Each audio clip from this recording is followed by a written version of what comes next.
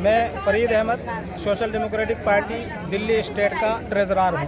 किस तरीके का प्रदर्शन रखा गया? आज जो हम प्रदर्शन के लिए जंतर मंतर पर आए हैं, हमारा सरकार से ये कहना है कि जो हमें पेट्रोल 35 रुपये वादा कर दिल्ली में और 36 रुपये बम्बई में देने का वादा कर आई, सत्ता में आई, 15-15 लाख हर किसी के अकाउंट में यूं ही आ जाएंगे, ये कहकर आई।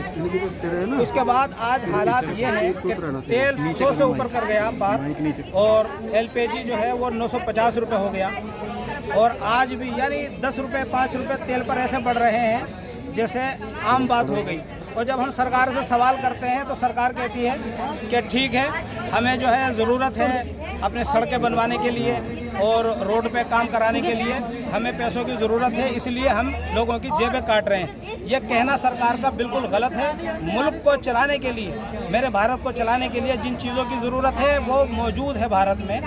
आप किसानों का साथ दीजिए और नौजवान का साथ दीजिए। नौजवान यूथ जो है आज परेशान है और वो भारत छोड़ के दूसरे मुल्कों में रोज़गार की तलाश में जा रहा है। तो मानना पड़ेगा आपको कि 2014 में जो जुमलेबाज हुकूमत आई और आज ये ऐलान कर रहे हैं कि हमने 15 राज्यों में हिंदू मुस्लिम का नाम लेकर 80 और 20 का नाम लेकर इलेक्शन जीत लिया, तो वो मुद्दों पर बात करें। और आवाम की जो बात होती है वो रोज़गार की होती है, खाने पीने की होती है और अपनी ज़िंदगी को सिस्टम से चलाने की। इस वजह से वो वोट देता है और वो सरकार को जिताकर सत्ता में लाते हैं। और हमारी सरकार की जो पॉलिसीज़ है ना बैरूनी बाहर ममालिक के साथ, वो भी अच्छी नहीं है, जिसकी वजह से हालात इतने ख़राब हो। आपको क्या लगता है, आपकी जो संख्या है, ये जो आंदोलन कर रहे हैं, आपको नहीं लगता कि और लोगों को आगे आने की ज़रूरत है? नहीं, लोग आगे आ रहे हैं। हमारी पार्टी सोशल डेमोक्रेटिक पार्टी 14 राज्यों में काम कर रही है और उसका नारा है भूख से आज़ादी और खौफ से आज़ादी। भूख से आज़ादी और खौफ से आज़ादी हर बंदे का मसला है। आज मेरा मुल्क जो है सिर्फ 35 लोगों के अंडर में आ चुका है, यानी 35 लोग उस मुल्क के अच्छे और बुरे की ताकत फैसला रखते हैं। बीजेपी को जिन लोगों ने जिताया, जिन खानदानों ने जिताया, वो खानदान के आज मज़े हैं। उनको रिलायंस मिल गई, उनको एयरपोर्ट मिल गया, उनको रेलवे मिल गई। सारी जो कंपनियां हैं वो उन 35 घरानों के हाथ में हैं। अवाम कमज़ोर हो चुका। हमारे मुल्क को आसपास में जो हमारे मुल्क है उनको देखो, जिनका टका बिल्कुल ज़मीन पर था आज वो आसमान पर है, और हमारी करेंसी डाउन होती जा रही है क्योंकि हमारी पॉलिसीज़ जो है वो सही नहीं है। तो social Democratic party of India जो है सारे राज्यों में ये काम करेगी और आवाम की हुकूमत आवाम के हाथ में देगी। आवाम को बेवकूफ़ बनाया गया और आवाम को जब कांग्रेस से हुकूमत छिनी, वो इन्हीं मुद्दों पर छिनी कि वो महंगाई पर कंट्रोल नहीं कर सकी। जबकि सुमिति ईरानी जो है चूड़ियाँ लेकर आती थी इसी जंतर मंतर पर जहाँ पे मैं खड़ा हूँ, और कहती थी कि मनमोहन सिंह को ये चूड़ियाँ पहना दी जाए क्योंकि वो जो है महंगाई को कंट्रोल नहीं कर पा रहे। वो भी जाकर बैठ गई। सरकारें आती रहेंगी, जाती रहेंगी, लेकिन आवाम का काम है कि वो सरकार को उस मुद्दों पर काम करने के लिए कहे जो मुद्दे हैं। जो मुद्दों से ये सरकार भटकी हुई है, चाहे वो दूसरे मुल्कों के हाल। अब सरकार क्या कह रही है कि साहब यूक्रेन में जो वार हो गया उसके वजह से हमारे मुल्क पे हालात ख़राब है। गलत बात है। जंगें होती रही, ईरान की, इराक की हुई और अफ़गानिस्तान अमेरिका की हुई, इत्तेहादी फ़ौजियों की जंगें, उससे हमें कोई मतलब नहीं। हमारे मुल्क में हर वो चीज़ है जो हमें चाहिए। गेहूँ हमारे पास, चावल हमारे पास, हर चीज़ खाने पीने की हमारे पास, तेल हमारे पास। तो फिर हमें दूसरे मुल्कों से क्या लेना? क्यों बात करी जाती है बार बार कि जी सऊदी अरब में लड़ाई हो गई और हमें कुछ नहीं पता। हम अपने मुल्क में रहते हैं, हमें अपने मुल्क में शांति चाहिए, भूख से आज़ादी चाहिए और खौफ से आज़ादी चाहिए। बीजेपी सरकार अपनी पॉलिसीज़ बदले, दिल्ली सरकार अपनी पॉलिसीज़ बदले। बताइए, जहाँ पे 30 रुपये लीटर तेल होता था आज वहाँ 64 रुपये दूध है, और जहाँ पर शराब महंगी होनी चाहिए, मुश्किल से मिलनी चाहिए, वहाँ शराब एक के साथ एक बोतल फ्री मिल रही है। तो महिलाएं परेशान हैं, बच्चे परेशान हैं, यहाँ का यूथ परेशान है। यहाँ का यूथ जो है दूसरे मुल्कों में रोजगार की तलाश के लिए क्या फर्क लगता है कांग्रेस में और भारतीय जनता पार्टी में आपको?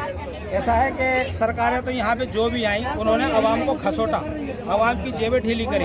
तो कोई फ़र्क नहीं है कांग्रेस में भी और बीजेपी में भी। मुझे तो लगता है कि ये जो है ना नूरा कुश्ती, यानी सेटिंग हो गई है कि 5 साल आप चलाओ, 5 साल हम चलाएंगे। अच्छा, देश में जो आए दिन पेट्रोल के दाम बढ़ाए जा रहे हैं, हर दिन बढ़ते हैं, उसके पीछे क्या मंशा लगती है सरकार की? पॉलिसीज़ गलत है। जब कांग्रेस सरकार थी तो बीजेपी के जो मौजूदा नरेंद्र मोदी साहब है वो कहते थे कि जो पेट्रोल है अगर सरकार उसमें खाए भी तो 35 और 36 रुपए का वो है। शाहनवाज हुसैन यहाँ पे हवाई मंत्री रहे, उनका भी कहना यही था। सिर्फ सत्ता में आने के लिए ये वादे करते हैं और फिर सत्ता में आने के बाद इनकी निगाह आवाम से बिल्कुल हट जाती है। इन्हें नहीं मालूम कि आवाम क्यों परेशान है, आवाम की क्या परेशानियां हैं। आवाम चाहती है रोटी, कपड़ा, मकान और एक स्वस्थ माहौल और बेहतरीन कारोबार, लेकिन सरकार जो है इन पॉलिसीज़ को लागू करने में नाकाम हो रही है। यही आवाम की परेशानी है। आवाम आपको वोट देती है, उसको ये नहीं चाहिए कि साहब आप उसको हवाई जहाज़ में,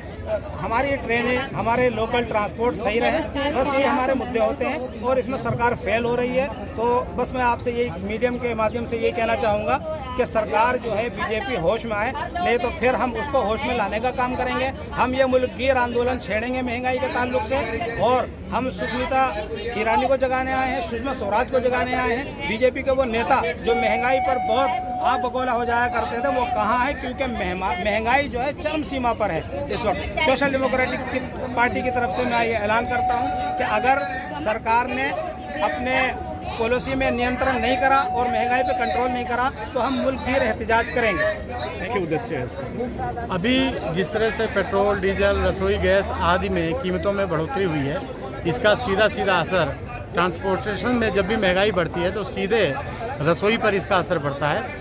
तो हम आज प्रदर्शन के माध्यम से गवर्नमेंट ऑफ इंडिया से मांग करना चाहते हैं कि इनके दाम तुरंत घटाए जाएं और जो है गरीबों को राहत दी जाए। जैसे जैसे पेट्रोल और डीजल की कीमत बढ़ रही है, किन किन चीज़ों पे असर पड़ रहा है इसका तो सारी जो ट्रांसपोर्टेशन में तो आप ये देखें कि तमाम खुदरा वस्तुएं जितनी हैं सब पर इसका प्रभाव पड़ता है, और ख़ास तौर से रसोई पर इसका बहुत बुरा प्रभाव पड़ता है।